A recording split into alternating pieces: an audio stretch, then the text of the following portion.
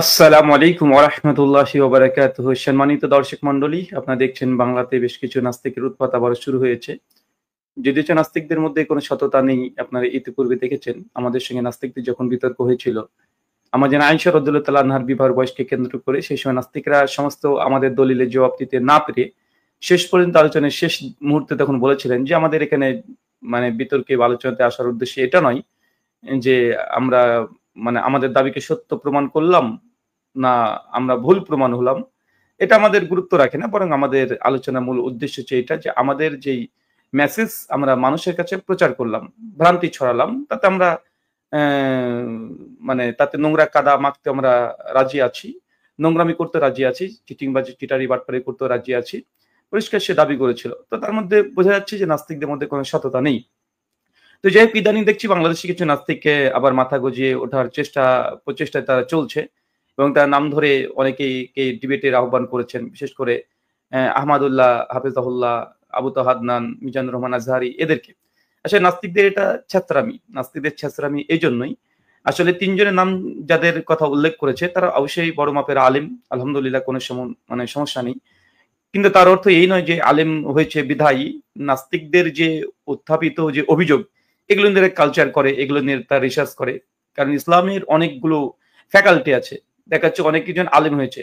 সে ফিকহ শাস্ত্রের উপরে পণ্ডিত্য অর্জন করেছে, উলমুল হাদিস তথা রিজাল শাস্ত্রের উপরে তার কোনো জ্ঞান নেই। এরকম অনেক আছে। কেউ তাফসীরের উপরে গবেষণা করেছে, কেউ ইসলামী হিস্ট্রির উপরে গবেষণা করেছে, কেউ বিভিন্ন রাবীদের জীবনী নিয়ে গবেষণা করেছে। এরকম অনেক আছে। তো ইসলামী ফ্যাকাল্টি অনেকগুলো আছে। তো আসলে সে আলেম হয়েছে বলেই এই ৩ জনের নাম উল্লেখ করে এই নাস্তিক বশির না কে আছে উনি চ্যালেঞ্জ ছুড়ে দিলেন যে তার কাছে বসতে হবে। কেন ভাই? আপনি সংশয়ে পড়েছেন।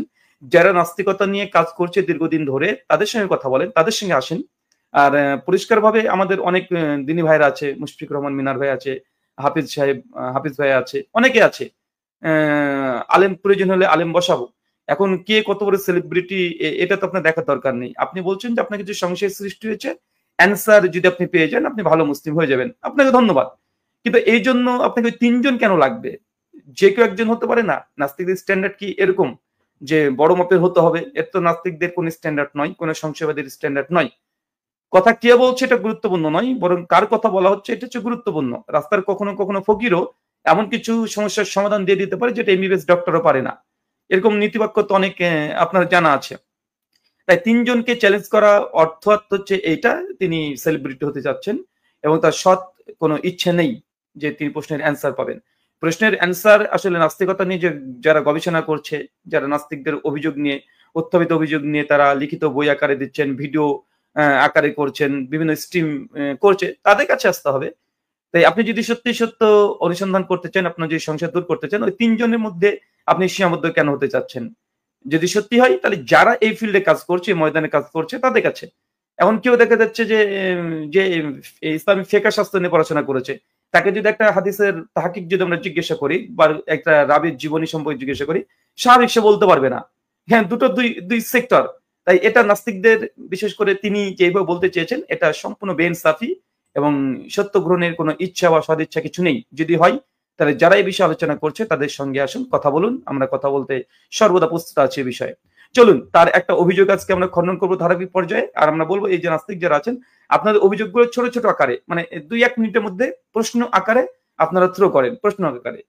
দেখা যাচ্ছে আপনি ২ ঘন্টা ৩ ঘন্টা ধরে আলোচনা করছেন, অনেকগুলো মাথা চলে আসছে, ওইভাবে নয়। একটা ভিডিও করেন ৫ মিনিট, যেখানে ১০ টা প্রশ্ন করবেন। যে ডিরেক্ট এই হাদিস থেকে আমি এটা বুঝেছি, আমার এটা ভুল মনে হচ্ছে। এটা বা এটা নৈতিকতার বিরুদ্ধে যাচ্ছে।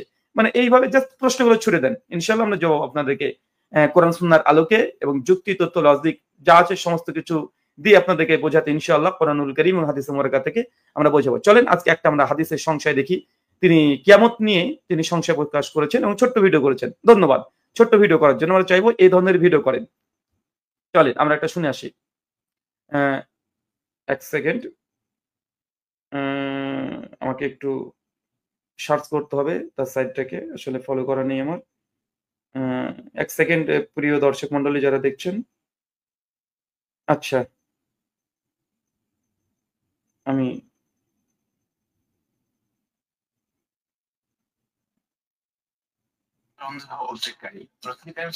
আচ্ছা, আমরা ভিডিওটা পেয়ে গেছি। আসলে কি কিয়ামত হবে? ব্যাপারটা খুবই সন্দেহ উদ্রেককারী। রাসূল কারীম সাল্লাল্লাহু আলাইহি ওয়াসাল্লাম কিয়ামত সম্পর্কে যতগুলো ভবিষ্যৎবাণী করেছেন সেসব ভবিষ্যৎবাণী রাসূলের যুগেই ভুল প্রমাণিত হয়েছে। যেমন সহিহ মুসলিমের ৭১৪০ নম্বর হাদিসে রাসূল কারীম সাল্লাল্লাহু আলাইহি ওয়াসাল্লাম বলেছেন, আমি এবং কিয়ামত এভাবে প্রেরিত হয়েছে। রাবী বলেন, তখন তিনি মধ্যমা এবং শাহাদাত আঙ্গুলি একত্রিত করেছেন, বুঝিয়েছেন যে খুব কাছাকাছি, আমার পরেই কিয়ামত হবে, খুব কাছাকাছি, কিয়ামত খুবই সন্নিকটে। আবার সহিহ মুসলিমের ৭১৪২ নম্বর হাদিসে আছে ভিন্ন কথা। এক ব্যক্তি রাসূল কারীম সাল্লাল্লাহু আলাইহি ওয়াসাল্লামের কাছে এসে জিজ্ঞেস করলেন, ইয়া রাসূলুল্লাহ, কিয়ামত কবে হবে? রাসূল কারীম সাল্লাল্লাহু আলাইহি ওয়াসাল্লামের পাশে ছিল মুহাম্মদ নামক একটি আনসার বালক, ছোট। রাসূল সাল্লাল্লাহু আলাইহি ওয়াসাল্লাম বললেন, এই বালক যদি বেঁচে থাকে তাহলে সে বৃদ্ধ হওয়ার আগে কিয়ামত হবে। এই বালক যদি বেঁচে থাকে তাহলে সে বৃদ্ধ হওয়ার আগেই কিয়ামত সংঘটিত হয়ে যাবে। সেই বালক বৃদ্ধ হলো, কিন্তু ঠিকঠাক আছে। এগুলো যে কোনো মানুষের মাঝে সংশয় সৃষ্টি করে। এসব বিষয়ের সমাধান আলেমদের কাছ থেকে জানা উচিত। এখন কেউ যদি সংশয় প্রকাশ করলো তাহলে তো তাকে মেরেই ফেলা হবে। আচ্ছা, এটা হচ্ছে তার প্রথম ফার্স্ট আর্গুমেন্ট। এটা আর্গুমেন্ট তিনি পেশ করেছিলেন। আপনারা শুনেছেন আল্লাহ রাসূলের হাদিস সম্পর্কে তিনি অভিযোগ তুলেছেন কিয়ামত কখন হবে। তিনি দুটো হাদিস বলেছেন যে আল্লাহর নবীকে সহিহ মুসলিমের একটা হাদিস তিনি বললেন যে কিয়ামত আর আমি এরকম পাশাপাশি আছি, মানে কিয়ামত খুব সন্নিকটে। আর দ্বিতীয় সহিহ মুসলিমের একটা হাদিসে যেটা আপনারা বুঝতে পেরেছেন যে একজন সাহাবী জিজ্ঞাসা করলেন মুহাম্মদ নামক একজন সাহাবী, যে ইয়া রাসূলুল্লাহ কিয়ামত কখন হবে? তখন তিনি জবাব দিয়ে বললেন, এই বৃদ্ধ যতদিন বেঁচে আছে ততক্ষণ পর্যন্ত মানে ঠিকঠাক থাকবে, এ মারা গেলে কিয়ামত সংঘটিত হবে। অতএব এখান থেকে বুঝলাম যে বালক তো মারা গেছে, বৃদ্ধ হয়েছে, সবকিছু হয়েছে, কিন্তু কিয়ামত হয়নি। অতএব এটা সংশয়পূর্ণ। জি না, সংশয়পূর্ণ না।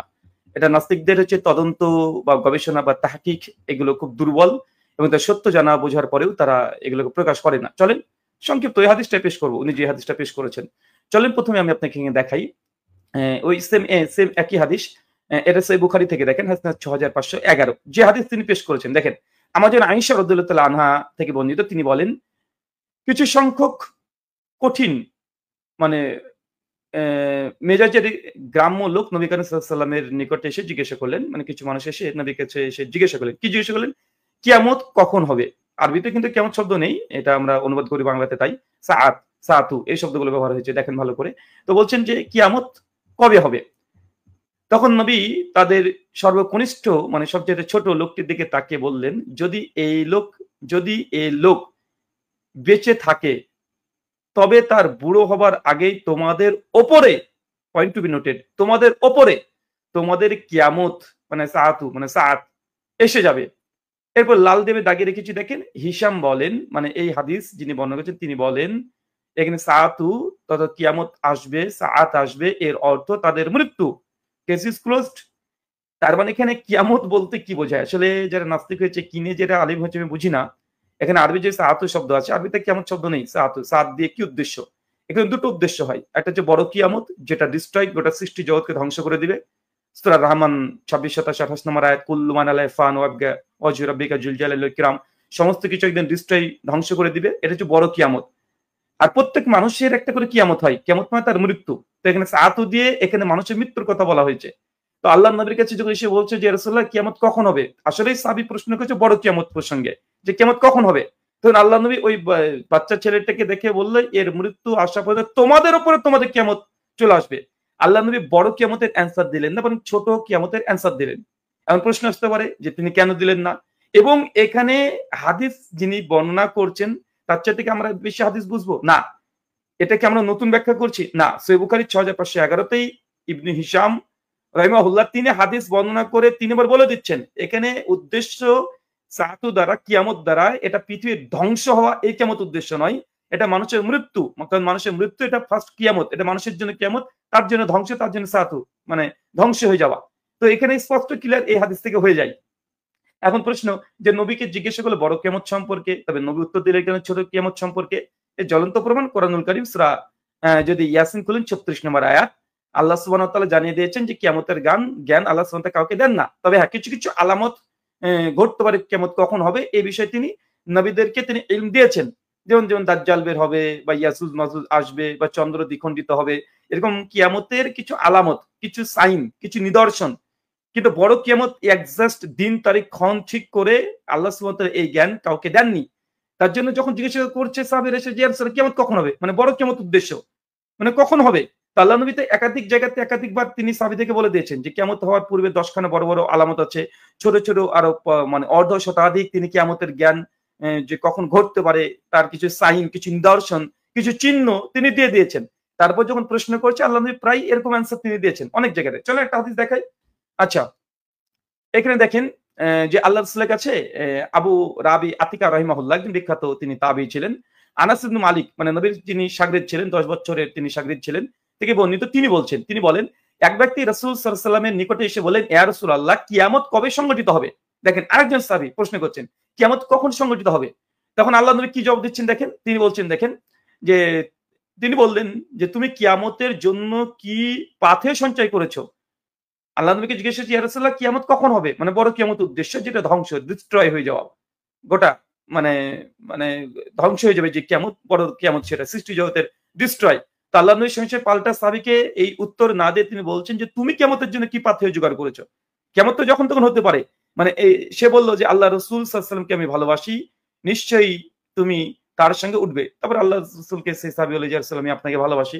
আল্লাহ নবী তখন বললেন যে যাকে ভালোবাসে সে কিয়ামতের মাঠে তার সঙ্গে উঠবে। তো এখানে আল্লাহ নবী অ্যান্সার দিচ্ছেন সে মানুষের মৃত্যু। যখন প্রশ্ন হচ্ছে ইয়া রাসূলুল্লাহ কিয়ামত কখন সংঘটিত হবে? আল্লাহ নবী তখন তার জবাবে বলছে যে তুমি কিয়ামতের জন্য কি সঞ্চয় করে রেখেছো? কারণ যখন তখন কিয়ামত চলে আসতে পারে, তোমার মৃত্যু ঘটে যেতে পারে। তো তোমার মৃত্যুর আগে তুমি কি প্রস্তুতি নিয়েছো? বা বড় কিয়ামত চলে আসতে পারে, অর্থাৎ তোমার যে ছোট কিয়ামত তুমি নিজে মৃত্যুবরণ করতে পারো, তোমার সঞ্চয় কি আছে পাথেয়? তার মানে এই দুটো হাদিস দেখেন একই। সাহাবীরা প্রশ্ন যখনই করেছেন আল্লাহ নবী বড় কিয়ামতের একজিস্ট দিন তারিখ ক্ষণ তিনি ঠিক করে দেননি। হ্যাঁ, অন্য হাদিস আল্লাহ নবী বলেছেন কিয়ামতের 10টা বড় নিদর্শন আছে, 5টা বড় ছোট নিদর্শন আছে, এবং হাদিসে বিভিন্ন আছে, প্রায় শতাধিক হাদিস পাওয়া যায়।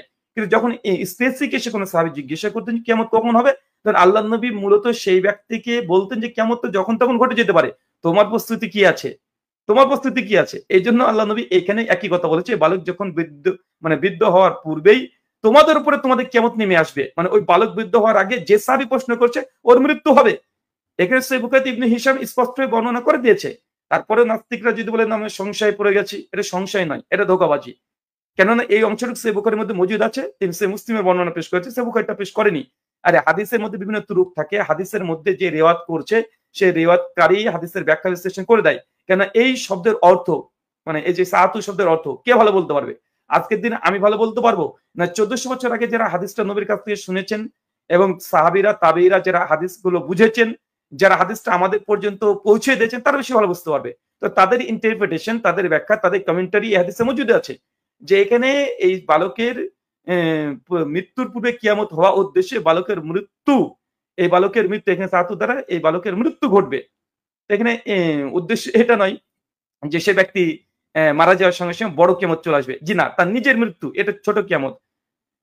সাআতুস সুগরা বলা হয়। এটা যারা আকীদার বই পড়েছেন তারা সকলে জানেন, যারা কিতাবুল ফিতান পড়েছেন তারা খুব ভালোভাবে জানেন। এগুলো নিয়ে মানে বড় কিছু আপনাকে করতে হবে, মানে আর্গুমেন্ট খাড়া করতে হবে এমনটা নয়। আমি জাস্ট দুটো হাদিস আপনার সামনে পেশ করলাম। তার সামনে দর্শক মণ্ডলী, নাস্তিকদের এইসব ভুইফুর যুক্তি এবং তারা যে সংশয়ে পড়ে যায় কেই জানি কেন যে সংশয়ে পড়ে, আসলে ভালোভাবে স্কুলে যদি পড়াশোনা না করে তাহলে এমনই সংশয়ের মধ্যে পড়ারই কথা। কেন একটা হাদিস দেখেছি ইমাম বুখারী রাহিমাহুল্লাহ তিনি যে অংশটুকু নিয়ে এসেছেন সহিহ বুখারীতে, দেখছি আরেক জায়গায় একটা তুরুক বেশি নিয়ে আসেন, আরেকটা রাবি রিওয়ায়াতকারী আরেকটু বেশি নিয়ে আসেন, মুক্তাসার নিয়ে আসেন, কেউ মুফাসসাল নিয়ে আসেন। তো হাদিস জগৎ আলহামদুলিল্লাহ যারা এটা ঘাটাঘাটি করে তারা বুঝে। একই হাদিসে দেখা যায় 10 খানা সনদ থেকে প্রত্যেকটা সনদের মতনগুলো টেক্সটগুলোকে এক জায়গায় জড়ো করতে হয়, তারপরেই সেই বিষয়ের উপর একটা সিদ্ধান্ত আসে। মুসলিমরা একটা হাদিস দেখে সিদ্ধান্ত দিয়ে দেয় না। তাই মুসলিমদের স্ট্যান্ড পয়েন্ট কি এটা বোঝা উচিত, তারপর অভিযোগ করা উচিত, এতরাজ করা উচিত। কেন এই জবাব 1400 বছর আগে হাদিসের বর্ণনাকার সহিহ বুখারীর মধ্যে স্পষ্ট মজুদ আছে। তাই এই যে ইমরান বিন বশির কি সংশয়ে পড়েছেন, এটা আসলে কোনো সংশয় নয়।